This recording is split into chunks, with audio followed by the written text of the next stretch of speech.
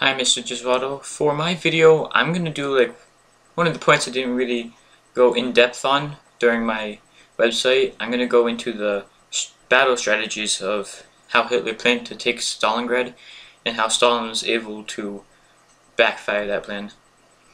What I'm going to do is I'm going to represent the forces in color. This red marker will be the Allied forces, blue marker will be the Axis forces, and the black marker will be the terrain. Now over here I've made a map of Stalingrad using just a regular whiteboard. You can see it. It has the Volga River running through the middle and Stalingrad on the left side. The reason Hitler wanted Stalingrad is because it was a very industrial place and it was named after Joseph Stalin.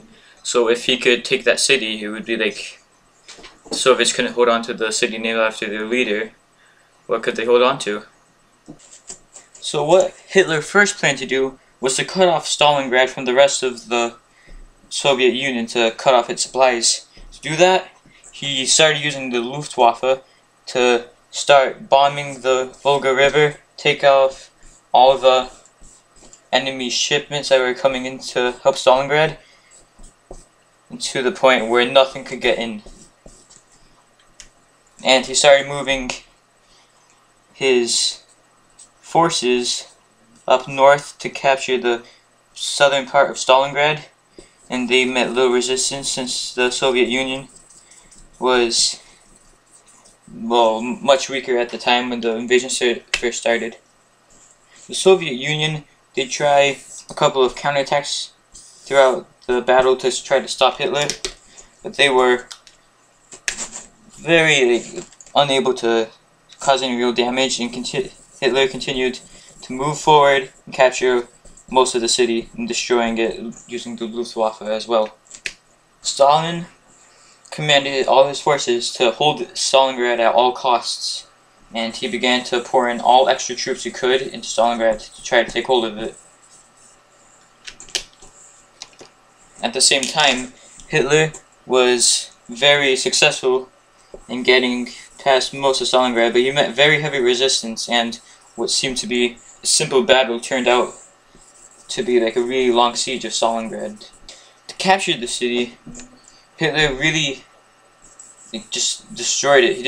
He wasn't trying to capture it, he was trying to destroy it so that the Soviets wouldn't be able to use it.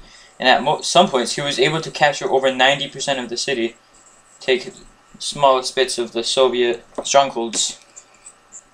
But he was never really fully able to do that.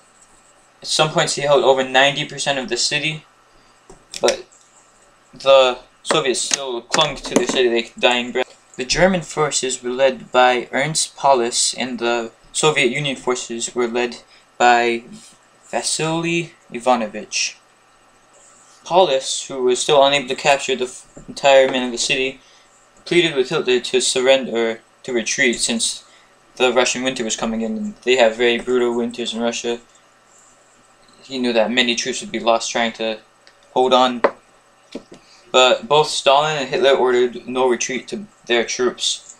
So Ivanovich, he was the one that came up with a brilliant plan to take back the city.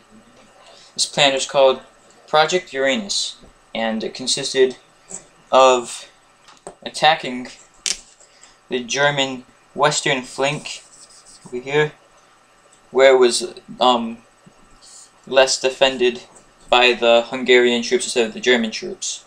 If they were able to get behind and finish off their flank, they could come around the Germans and start attacking them from the rear. And you never want to be outflanked during a battle, because the odds will always be against you.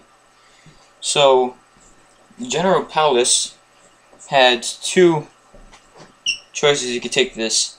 He could either retreat and save all his forces from being outflanked, or he could move into the rest of the city and make a stronghold there. Since Paulus was ordered no retreat, of course that's what he chose. Now, the Soviet troops had all of Stalingrad surrounded, so that no supplies could come in through the city. The Germans thought that the Soviets were actually much stronger than they were. If they knew that they just had a small amount of troops guarding the city, they could have broken free, but they thought the Soviets had more reinforcements coming.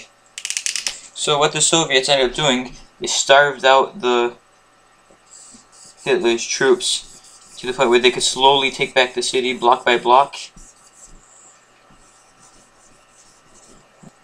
and to the point where they were finally trapped in one small section of the city, forced to surrender. This battle could have gone on much longer because Hitler ordered his generals to no retreat at any cost, no surrender.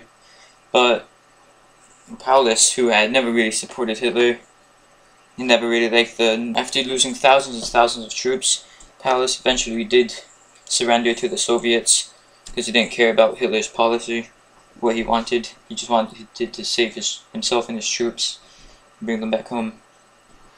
I hope that video was able to clearly give you an inside look on how Ivanovich was able to recapture the city of